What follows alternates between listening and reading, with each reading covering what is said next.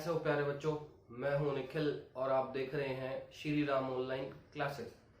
तो प्यारे बच्चों, आज हम बात करने वाले हैं जो एटम है उसके दो पैरामीटर्स पे।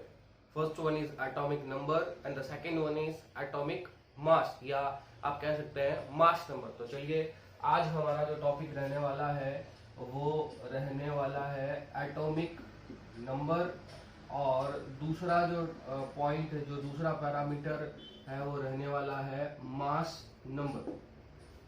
देखिएगा, आप सब जानते हैं, मैं पिछले एपिसोड में या पिछले लेक्चर में आपको पढ़ा चुका हूं कि जो हमारे पास एटम है उसके तीन सब एटॉमिक पार्टिकल्स हैं। जो भी हमारे पास एक एटम होता है उसके तीन सब एटॉमिक पार्टिकल है। पहला जो सब एटॉमिक पार्टिकल है वो है प्रोटॉन्स, दूसरे जो सब एटॉमिक पार्टिकल है उनको कहते हैं हम electrons, and the third one is neutrons. तो ये तीन सब एटॉमिक पार्टिकल हैं जिनसे हमारा कोई भी एटम है वो मिलके बना होता है। चलिए देखिएगा, हमें पढ़ना है एटॉमिक नंबर। एटॉमिक नंबर क्या होता है, देखिएगा एटॉमिक नंबर है वो क्या होता है, किसी भी एटम में कितने नंबर ऑफ प्रोटॉन्स हैं। किसी भी एटम में जितने प्रोटॉन्स होते हैं उसी अमाउंट को हम क्या कह देते हैं, एटॉमिक नंबर कह देते हैं। किसी भी एटम में जितने नंबर ऑफ प्रोटॉन्स हैं वही क्या कहलाता है, उस एटम का एटॉमिक नंबर कहलाता है। दूसरा हमारे पास क्या है, मास नंबर। मास नंबर क्या होता है, number of protons plus number of neutrons, इन दोनों के सम को क्या कहा जाता है, मास नंबर कहा जाता है। Number of protons plus number of neutrons, इस इन दोनों के सम को क्या कहा जाता है, मास नंबर कहा जाता है। जो एटॉमिक नंबर है उसको हम रिप्रेजेंट करते हैं अल्फाबेट Z से, और जो मास नंबर है उसको हम रिप्रेजेंट करते हैं अल्फाबेट कैपिटल A से। देखिएगा, जैसे मेरे पास कोई एलिमेंट है, एलिमेंट क्या होता है मैं अपने पिछले एपिसोड में समझा चुका हूं। हम जो पीरियोडिक टेबल में देखते हैं, जैसे हाइड्रोजन है, हीलियम है, नाइट्रोजन है, तो ये सारे के सारे क्या है, एलिमेंट है। तो मेरे पास मान लेते हैं कोई एक एक्स एलिमेंट है, तो इसकी लेफ्ट हैंड साइड जो नीचे की तरफ जो एक्स के पैरों में दिखाया जाएगा Z इज एटॉमिक नंबर, और लेफ्ट हैंड साइड जो टॉप पे दिखाया जाएगा A इज एटॉमिक मास, या आप कह सकते हैं मास नंबर। तो Z हमारे पास क्या है, X तो हमारे पास क्या था, एलिमेंट था। इस एलिमेंट के पैरों में लेफ्ट हैंड साइड जो नीचे की तरफ बॉटम की तरफ है Z क्या है हमारे पास, एटॉमिक नंबर है। और atomic number is just equal to the number of proton which are present in the element, and the A is mass number, and mass number is just equal to number of protons and number of neutrons। तो ये हमारे पास है atomic number क्या होता है, और mass number हमारे पास क्या होता है। चलिए हम देखते हैं कि किसी भी एलिमेंट में हम जो है नंबर ऑफ इलेक्ट्रॉन कैसे फाइंड कर सकते हैं, नंबर ऑफ प्रोटॉन कैसे फाइंड कर सकता है, और नंबर ऑफ न्यूट्रॉन कैसे फाइंड कर सकते हैं। चलिए देखिएगा कैसे हम पता लगाएंगे कि किसी स्पीशीज में कितने इलेक्ट्रॉन, प्रोटॉन और न्यूट्रॉन है। चलिए देखिएगा, जैसे मैं बात करूं, सबसे पहले तो हम देखते हैं, जैसे मेरे पास हीलियम है। हीलियम आप देख सकते हैं गैस है, जैसे ये मेरे पास हीलियम है 2He4, and the 2 is atomic number, it means helium have 2 protons। तो नंबर ऑफ प्रोटॉन्स कितने हो जाएंगे, नंबर ऑफ प्रोटॉन्स है वो कितने हो जाएंगे, हीलियम में 2 हो जाएंगे। और जो 4 लिखा है मैंने, जो 4 लिखा है वो क्या है, मास नंबर है। और आप जानते हैं मास नंबर क्या है, number of proton plus number of neutron. तो आपको पता चल गया कि 4 है वो प्रोटॉन और न्यूट्रॉन के सम के बराबर है। मेरे पास नंबर ऑफ प्रोटॉन कितने थे, 2 थे, तो न्यूट्रॉन कितने आ जाएंगे आपके पास 4 - 2। तो नंबर ऑफ न्यूट्रॉन आप इस तरह से कैलकुलेट कर सकते हैं। कैसे कैलकुलेट किया हमने, नंबर ऑफ न्यूट्रॉन है वो कैसे कैलकुलेट किया, 4 - 2, 4 - 2, 4 क्या था A, 2 क्या था Z। तो आप इस तरह से आसानी से नंबर ऑफ न्यूट्रॉन है वो कैलकुलेट कर सकते हैं। जब आप मास नंबर में से नंबर ऑफ एटॉमिक नंबर घटा दें, जब आप मास नंबर में से एटॉमिक नंबर घटा देते हैं तो हमारे पास क्या आ जाता है, नंबर ऑफ न्यूट्रॉन आ जाता है। तो 2 चीजें हमें पता चल गई है। नंबर ऑफ प्रोटॉन क्या होते हैं, जितना उसका एटॉमिक नंबर है, जितनी संख्या, जितना नंबर ये पैरों में लिखा हुआ है, ये उस एटम का क्या है, नंबर ऑफ प्रोटॉन्स या एटॉमिक नंबर। और नंबर ऑफ न्यूट्रॉन्स कैलकुलेट करने हैं, then you have to subtract the atomic, आपको है वो एटॉमिक मास में से सब्सट्रैक्ट कर देना होगा एटॉमिक नंबर। तो आपके पास नंबर ऑफ न्यूट्रॉन आ जाएगा। लास्ट बात रह जाती है नंबर ऑफ इलेक्ट्रॉन कैसे काउंट करना है।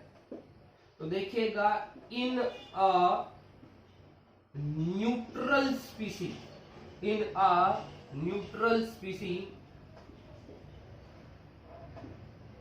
number of protons are just equal to number of electrons। कोई भी अगर न्यूट्रल स्पीसी है, न्यूट्रल स्पीसी इट मींस उस पे कोई पॉजिटिव और नेगेटिव चार्ज नहीं है। जैसे हम ये हीलियम देख रहे हैं, इस पे कोई नेगेटिव और पॉजिटिव चार्ज नहीं है।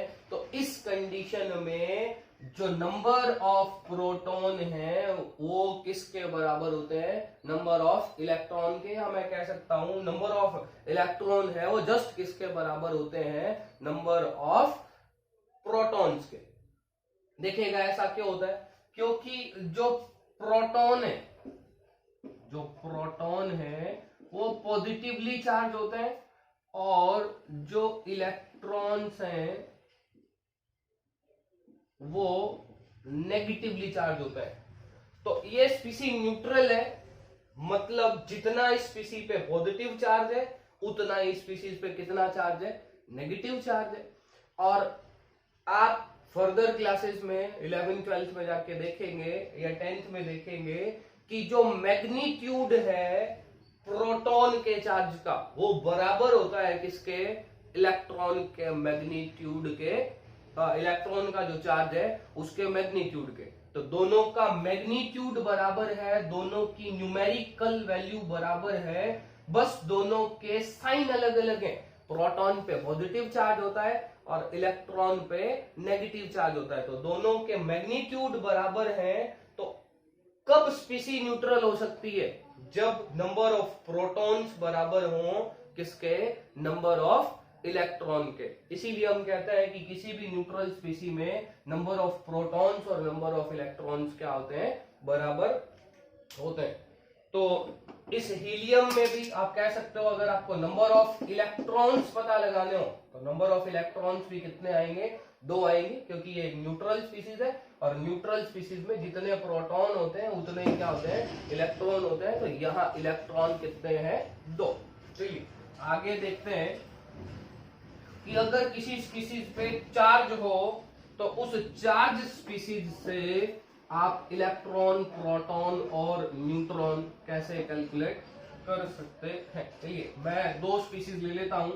मेरे पास ये है Mg+2, 12 is the atomic number of magnesium and the 24 is the mass number of magnesium, and the second species is N-3, 14 is the atomic number of nitrogen and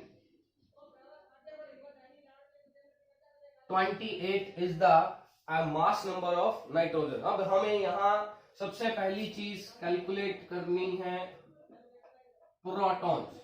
कोई issue नहीं है, जितना नीचे लिखा हुआ है वो क्या है, नंबर ऑफ प्रोटॉन। यहाँ नंबर ऑफ प्रोटॉन 12 है और यहाँ नंबर ऑफ प्रोटॉन है वो 14 है। दूसरी बात कैलकुलेट करते हैं हम न्यूट्रॉन।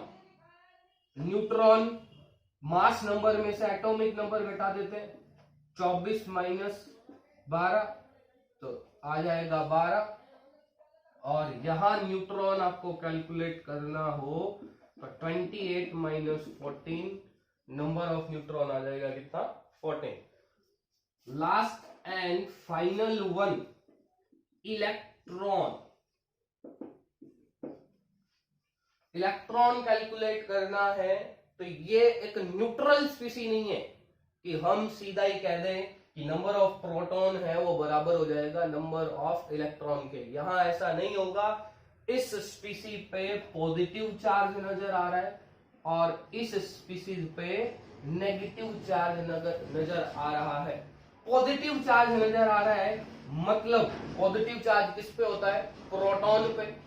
मतलब यहां नंबर ऑफ प्रोटॉन है वो ज्यादा है नंबर ऑफ इलेक्ट्रॉन से, तभी पॉजिटिव चार्ज नजर आ रहा है, क्योंकि प्रोटॉन पे कौन सा चार्ज होता है, पॉजिटिव चार्ज। यहां देख रहे हैं इस पीसी पे कौन सा चार्ज नजर आ रहा है, नेगेटिव। नेगेटिव चार्ज है वो इलेक्ट्रॉन पे होता है, मतलब नंबर ऑफ इलेक्ट्रॉन है वो ज्यादा है यहाँ नंबर ऑफ प्रोटॉन से।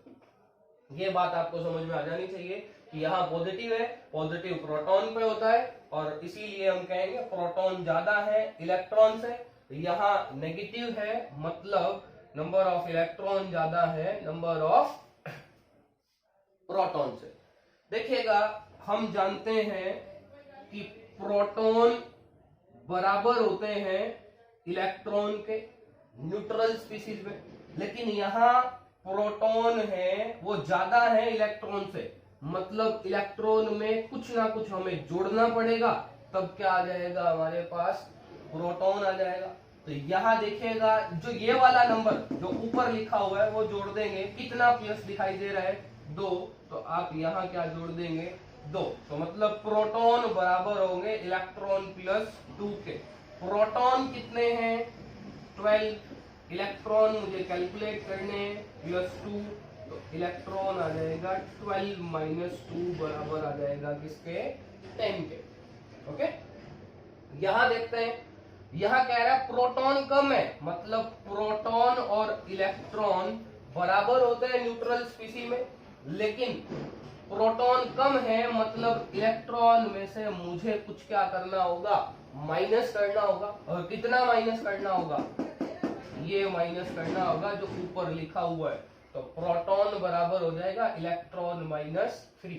प्रोटॉन कितने 14, इलेक्ट्रॉन मुझे कैलकुलेट करने हैं -3 इधर आ जाएगा, तो इलेक्ट्रॉन आपके पास आ जाएंगे कितने 17।